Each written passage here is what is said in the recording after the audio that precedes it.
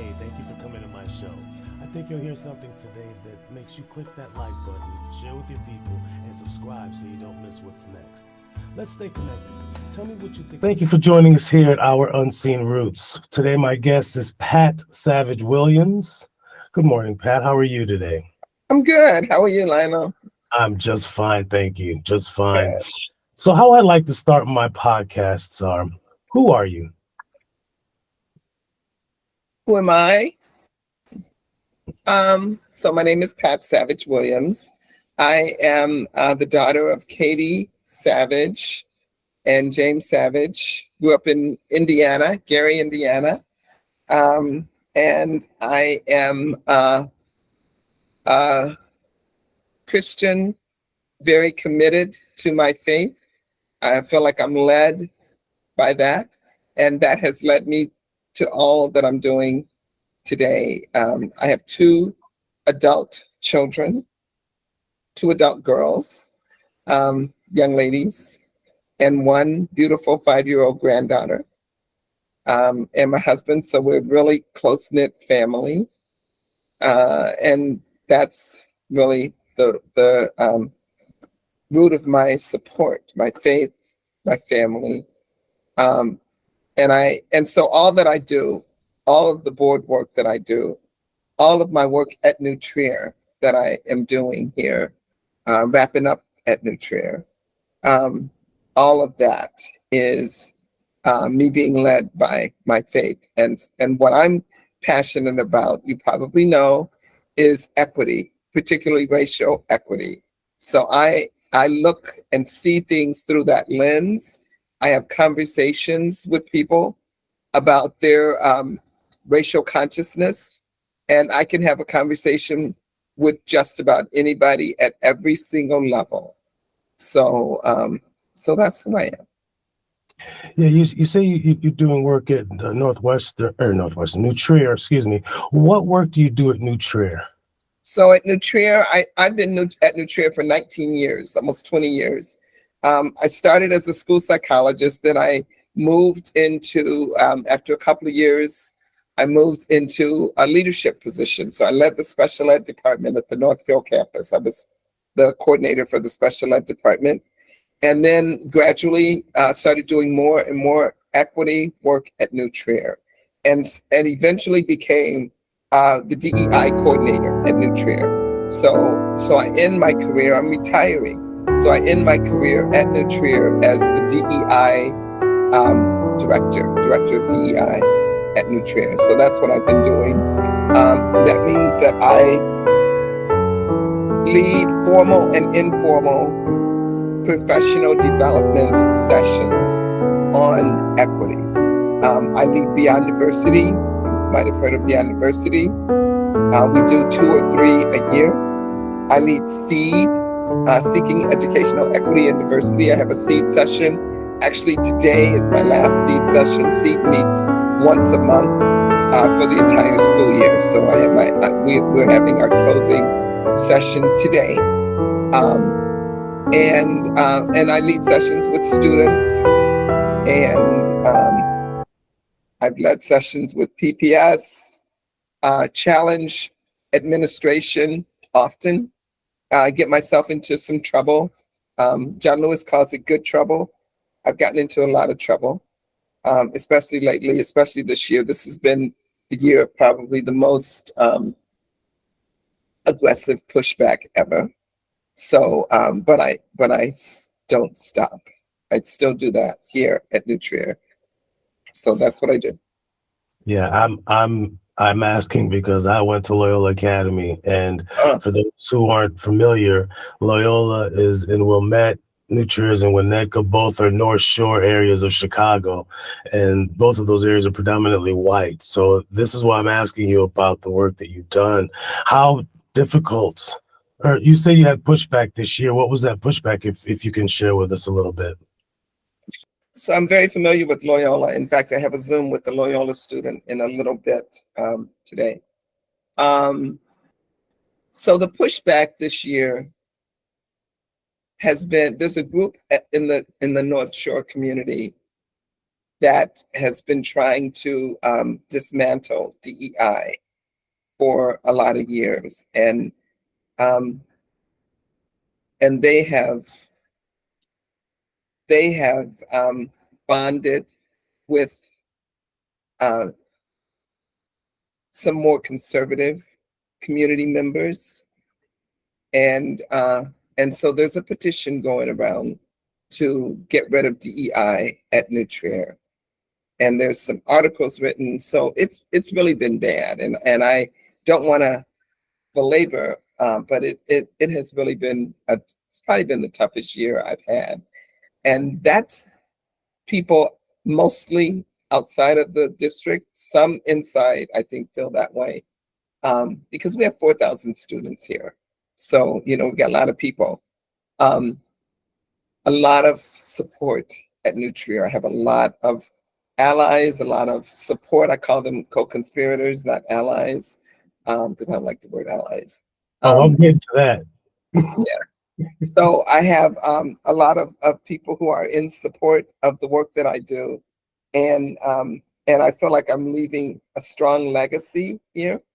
I'll probably continue to at some capacity doing work here at New Trier, because there's nobody else around that can lead SEED and Beyond Diversity. So I'll probably do that as a consultant.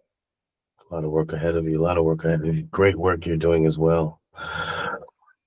What unique perspectives do you bring to your work due to your identity as a Black woman?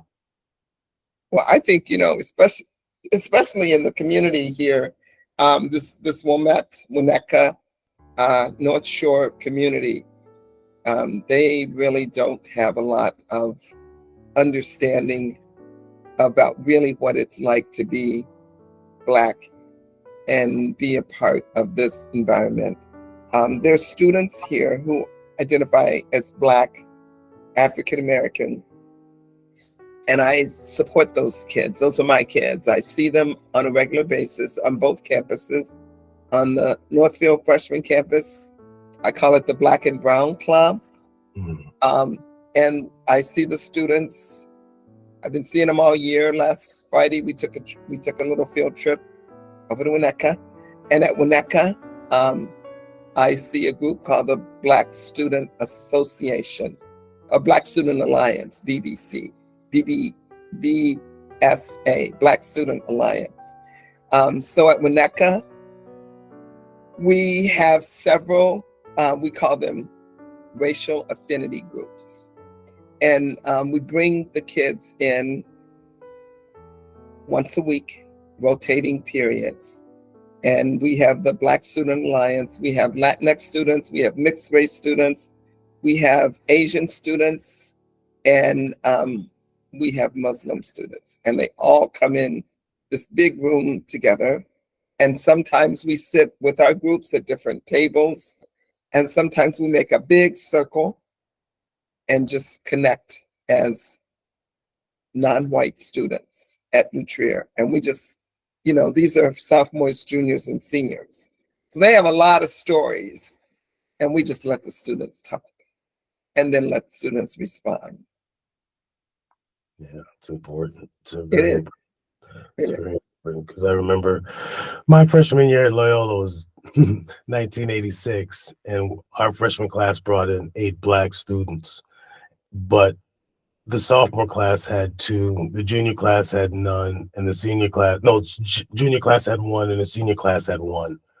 And so it grew from our class in 86. By the time I graduated in 90, we were in double-digit figures with African-American freshman students. So, when I and my office now is at Northfield. So when I drive by that bus stop at Loyola, I see the Black kids there waiting for the bus to take the bus to the L. And honestly, I see those kids, and I've worked with some folks at Loyola. They're not open to conversations around racial equity. In fact, one of my colleagues, and I know I have close relationships with other people who do this work. One of my colleagues was working with Loyola, and they fired her right in the middle of the year because they didn't like what she was doing. And so Wow. we don't do this work so white people like it. That's not our goal. Yeah. We know we're challenging them. We know that is what we are supposed to do. Now we can support them along, but they have to be honest with themselves and less fragile. So I see those kids at Loyola. I've talked to a few people at Loyola. I have a different capacity that I'm working with Loyola now. And last week I worked with one of the few Black students at Loyola. And I'm really troubled by what I see there. Yeah, yeah. In fact, when I was there, we started the African American group. I'm not sure if it's still going on. Well, it obviously is, and it's taken on a different name and different form, but it's still there, and I'm actually proud of that. Yeah, Because it was a tough time. It was a tough time when we were there, and being so few in numbers. yeah, You know, yeah. it was helpful. It was helpful. What are some of the critical needs that you see within the Black community that women are uniquely positioned to address? Well, I think as a woman, women have a unique skill and ability to understand and see perspectives that others don't. Have the ability to nurture, and so I think for me, within the Black community, I think that's still so important for us to continue to do for each other. I love being with my brothers and sisters who identify as Black. In fact, last Friday night, there was a retirement party at New Trier at the Doubletree, big banquet, hundreds of people. And I had the only Black table, all Black table, because I need to be with my people. Now, I invited my whole family, and, the handful of people who are Black at New Trier were there. But yeah, we need to continue to support each other. Yeah, most definitely. Most definitely. What resources do you wish were more readily available to Black women who want to make a difference in the community? Well, I wish the resource of being with each other, time is really important. The time, which means for many, they don't have the resources of childcare so that they can spend time with each other and get to know each other and support each other. So I think that would be really, really helpful. Using just resources in the community, really understanding the community enough, really to get a broader perspective, not just their own perspective, but a broader perspective. So being on the school board, I can see that many people just have their own narrow perspective about some issues that have some historical significance. And it's a part of a system that is important to understand, and then try to take it apart and recognize, what pieces are needed to stay and what pieces need to go. Yeah, I think the work you're doing on the school board, I think is District 202, which is the Evanston Township High School Board, right? Correct? Yes, yes. Mhm. The work you're doing there is phenomenal, because I don't know if people are, especially our people, are aware of how much power and how much work you can change or start to make change from the inside. I know my wife is the president of the Evanston Public Library, and before she, went to applied for it, she asked, how do you feel about it? And I said, well, it's a lot of work. If you're ready for the work, then I'm behind you. Mhm. But it's a lot of work that you're doing, and it's it's yeoman's work. It's heavy Mhm. lifting every day. I realize that, and I thank you for doing that because if we want better, we have to do better, and we can only make change from the inside. Yeah, Unfortunately, yeah, yeah. how can Black men be better allies and partners to the women nourishing the Black community? Um, I feel really, really blessed to have a really good partner. My husband is great. And what I appreciate about him the most is that he listens. He takes it in. He understands. So he knows what's happening, and he knows when I'm challenged. He knows. And to be a listener, he doesn't compete. He just listens to understand, and that's a skill. So yeah, I think that would be great for Black men to listen, and yeah, that would be great. Yeah, I'm writing that down because I have to remember that myself. um, Never too young and never too old to learn. Right, Yeah. right. How can we assure the work that you're doing will be slow, deep, and irreversible? Well, I think that so a lot of the work that I do is work that is going to stick because it involves policy changes. And so when you can influence policies and then the practices that support those policies, it's likely to stick. When you take the time and explain to people and have your explanation ready, I call it almost an elevator pitch. You got to have that explanation ready. This is what we're doing. This is why we're doing it, and this is how it's going to benefit the future. Just really having that down. That's important, and sharing that with people so that other people can take that on, make it theirs, and start talking as well. So having other people share. This is not individual work. This is not work you do in a silo. This is really work that you do with others. So you have to find your support. Yeah, yeah. Strength in numbers. Yeah. As a Black woman, what would you say is your greatest superpower?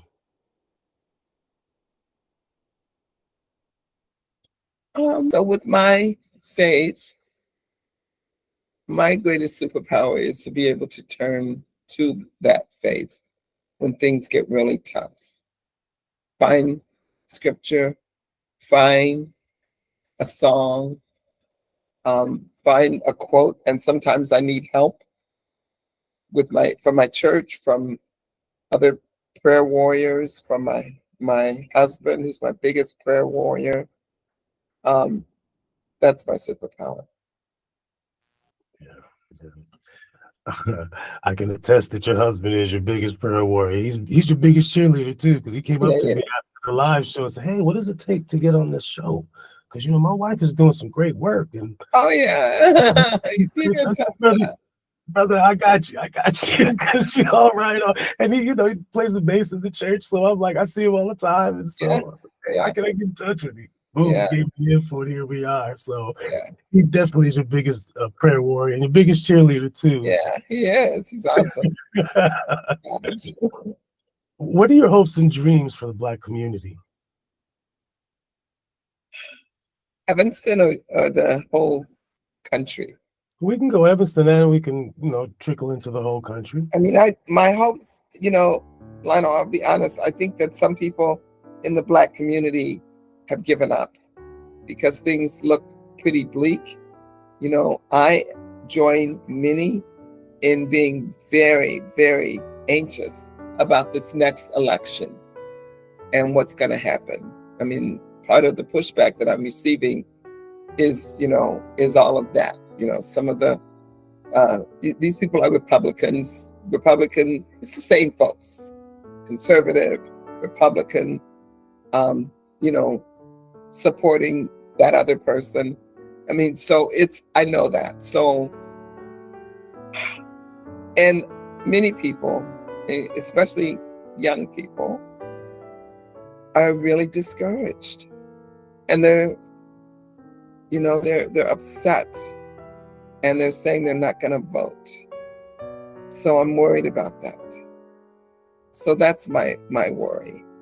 My hope is that people will continue to stay engaged, even when things stay engaged, especially when things look really bleak. And I've had people come to me and say, Pat, I'm done. I can't do it anymore. And I get why it is important for people to take mental health breaks. I do that as well. I need a break. This is just too much. It's stressing me out. I get that. But I really hope that they will continue to stay connected and continue to stay in this battle. Because if we don't, who will? White people are not going to. I'm telling you, they don't have the capacity. They don't have the skin in the game. Most of them don't. Some do, but most of them don't. And the ones that do have that because people like me push them to stay there. Yeah, it's very important. I talked to my son who just graduated from the high school, and he's telling me, oh, Dad, a lot of my friends are going to vote for Donald Trump because they don't think that, Biden can provide money or this and that. And I said, son, you've been at the polls with me for years on a local level and on a national level. And we have these discussions all the time. So you can be a difference maker. You can be a voice changer. You just have to stay steadfast with it, steadfast in what you believe. And, he's telling me a lot of his friends are either not going to vote, like you said, or are going to vote for Trump. And I'm saying, yeah, you're the future. So you have to be the beacon of light, of truth, for the truth, yeah. And I mean, I just really hope that they really look at what Donald Trump has said he's going to do, because he does what he says he's going to do. Yes, he does. And that would just kill our democracy. It really would. So I'm upset with Biden too. I'm very upset with him. Very upset with him. If he were in this room, I'd be yelling at him right now. But the reality is it's going to be one or the other. That's the reality. I've heard people say, well, we need more than one choice. Well, we don't have more than two choices. We don't have more than two choices, not realistically. Not realistically. So that's the way it is today. And I wish they were not so old, but that's what we are today. Yeah. So I believe in dealing with the reality. This is the reality. I believe in that. And I totally believe in working for a better future. But we also have to make sure that what we got today is going to help us so that we can participate and be available so that we can have a better future. So. Well said. Well said. How do you celebrate your own achievements and contributions as a Black woman making a difference?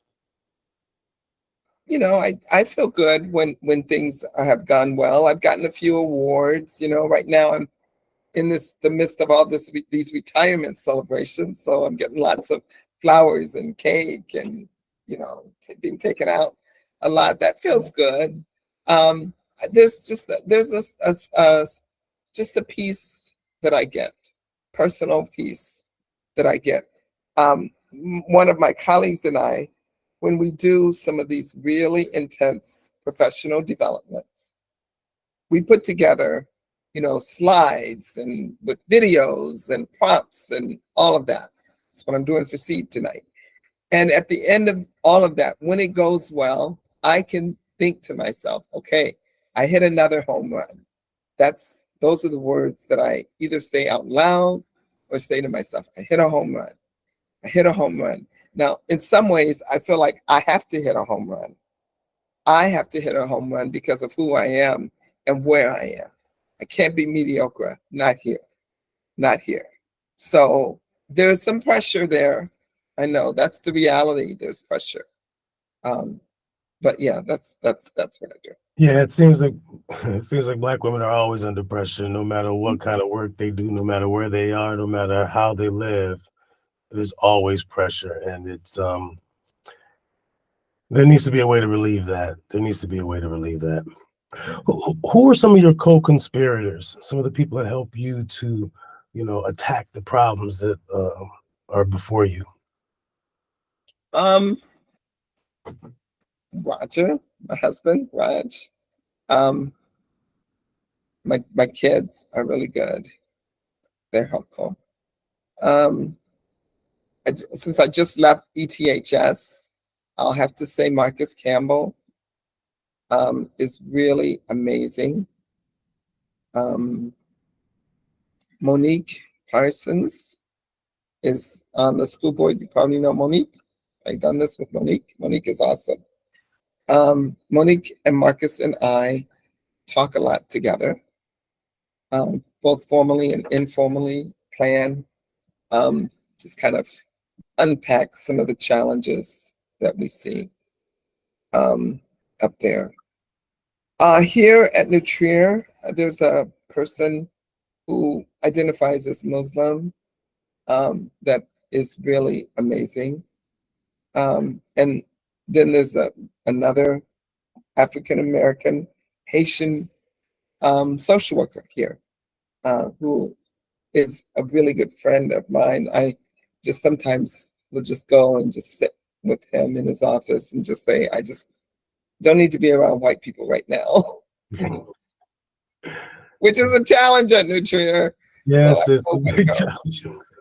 So I go to either his office, if I'm not on this campus. If I'm on this campus, I can just come in my office and just close the door. But if I'm on the other campus, I'll have to find him and go to his office. So I do that. And, then I've got a couple other white people up there. And then outside of school, I have other people who do this work with me, who are also, I consider, equity liaisons, equity leaders in the broader community. Sometimes we get together just for dinner and a drink and just share with each other. But yeah, these are the people. That's a beautiful thing, which leads me into my next question. Who are your role models, both within and outside of the Black community? I don't know. I'm still high off Mother's Day. My mother passed away several years ago. My mother and my aunt were huge role models for me. And so I've had them, and I feel really blessed to have had them in my life for so long. My mom passed away, then my aunt kind of jumped in and took over, and then she passed away during COVID. So they've been great. I've had some professional role models. There's a woman who was a psychologist who taught me how to be a psychologist, school psychologist. And she was just amazing. So I've had her, Corinne was her name. There was a person here at New Trier who just gave me courage to do the work at New Trier. She encouraged me to go for the leadership position that I got after only being here 2 years as a school psychologist. Then the position opened up for leading the department. And, she encouraged me to apply.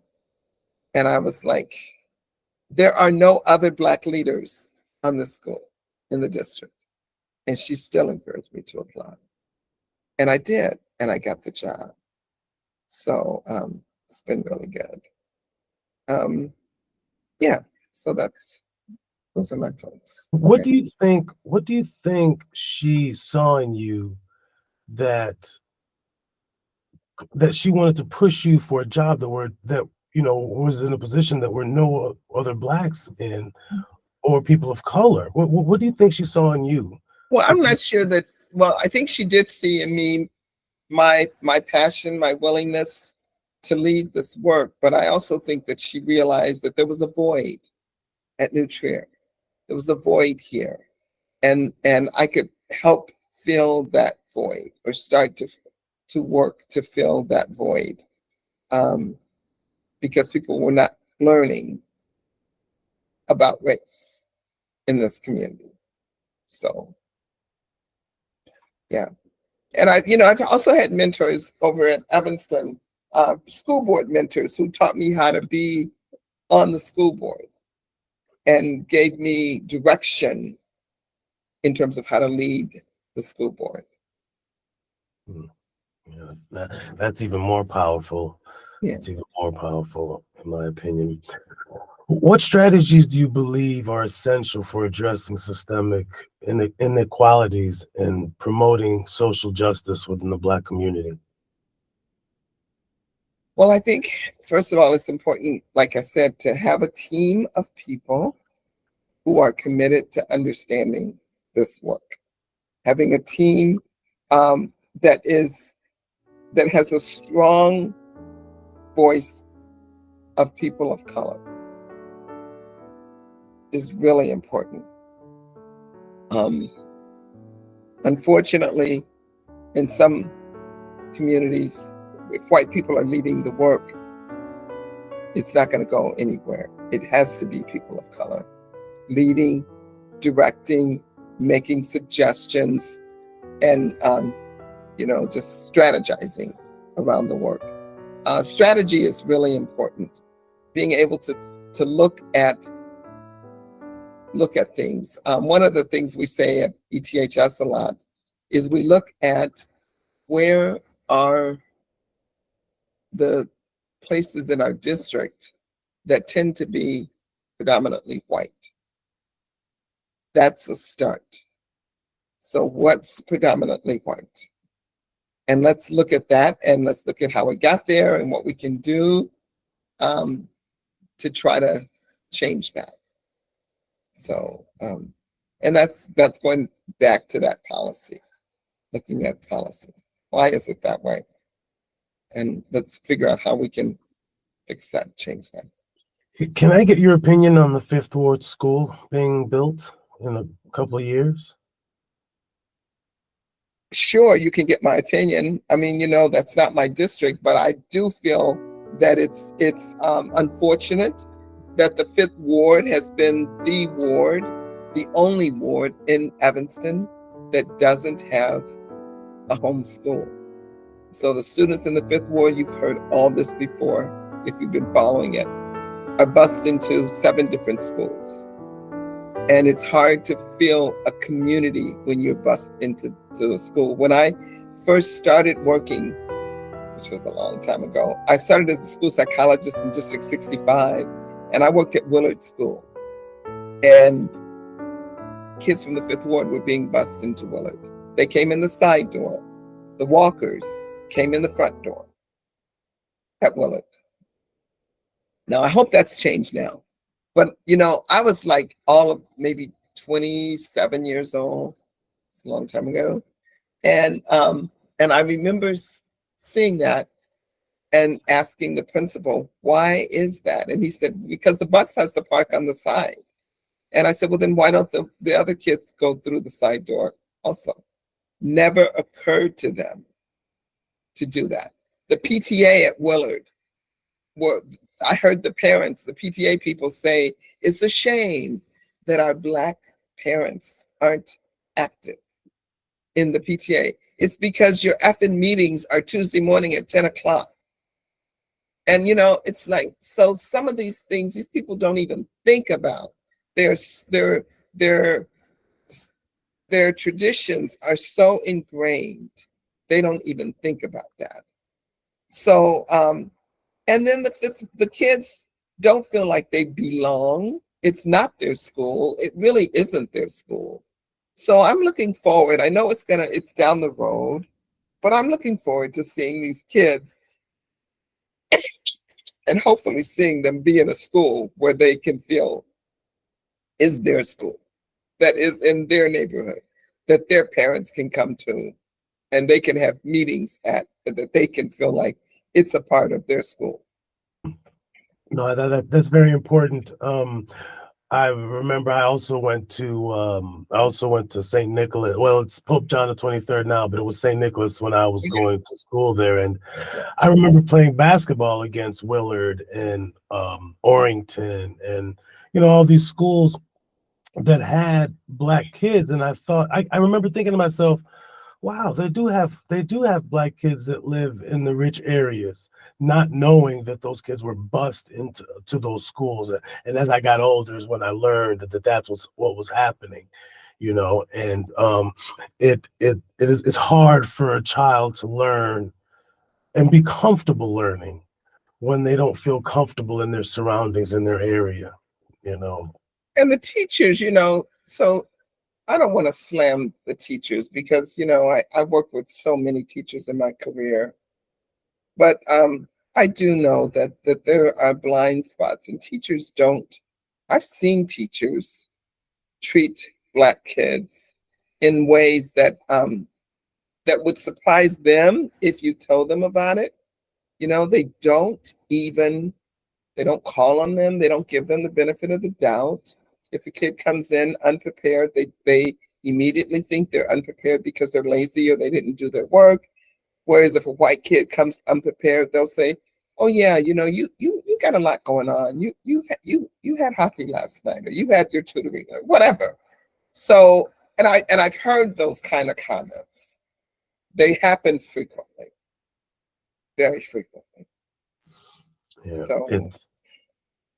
And the other thing too is it hurts the children when you have a teacher, and I'm not saying these teachers don't care, but because kids are very perceptive, they're very perceptive, and they know when you care and when you don't care. And and I've had some interviews. I haven't interviewed my mother-in-law yet, but my mother-in-law was a teacher at Haven for many, many years. And it's one of those things where the kids know, oh man, Mrs. Fultz cares, so I'll go talk to Mrs. Fultz. I don't want to make her feel bad, Willie Shaw, no, Mrs. Shaw cares. I don't want to make her feel bad or disappoint. And it just we need more teachers in our district and teaching our kids that care and that look like our kids, so that our kids feel comfortable. Right. And so the way we will end our podcast is another one that I love to ask is, what does liberation look like for Black women? Well, liberation would be a Black woman's ability to move around and do what's in their heart to do. I struggle a lot with some of these women's movements that really are meant for white women. When I see those movements really include Black women, not just for the appearance of it, the optics of it, but the actual impact of it. When I see that, then I will feel like, okay, I can now trust it. Liberation for Black women means that Black women are free to do what they can do and thrive as well as they can thrive without being held back by society, by racism, by sexism. And they can do what they can do.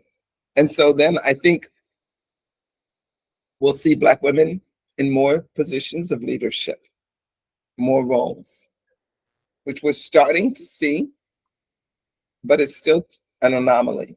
Thanks for watching. I hope you enjoyed the show. Please like, share, and subscribe. Until next time, stay connected.